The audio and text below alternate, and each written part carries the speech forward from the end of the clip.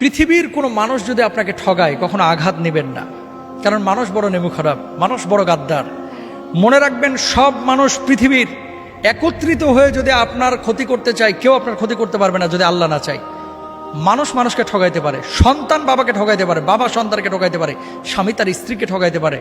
আল্লাহ কখনো তার বান্দাকে ঠগান না, কখনো না।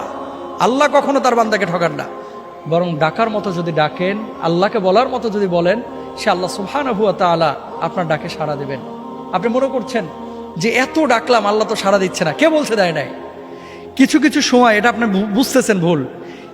একটা সময় ধরেন, আপনি যখন আপনার বয়স 7 বছর 8 বছর ছিল, 5টা টাকা পাইলে মনে করতেন লাইফের এটাই সবচেয়ে সুখের মুহূর্ত, কারণ 5 টাকা দিয়ে এখন একটা আইসক্রিম কিনে খাবো।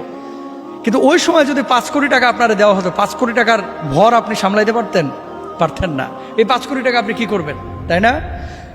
আপনি কখন কোনটা আপনার জন্য প্রয়োজন এবং কোনটা কখন আপনাকে দিলে আপনি এটাকে যথাযথভাবে কাজে লাগাইতে পারবেন, এটা আপনিও জানেন না, আমিও জানি না। জানেন কে? আল্লাহ সুবহানাহু ওয়া তাআলা। সুতরাং আল্লাহকে ডাকেন, আল্লাহর সাথে বোঝাপড়া করেন, শুধু রিজকের পেছনে না ছুটে রিজকের মালিকের পেছনে ছুটেন। পৃথিবীতে কে কষ্ট দিল, কে আপনার তিরস্কার করলো, কে আপনাকে হিংসা করলো, কে অহংকার করলো, কে পেছন থেকে টেনে ধরলো, গণার টাইম নাই, দেখার টাইম নাই। আমার বোঝাপড়া হবে আল্লাহর সাথে। আল্লাহ যদি আমার প্রতি খুশি থাকে, আমি পৃথিবীতে সফল। আল্লাহ বুঝদান করুন।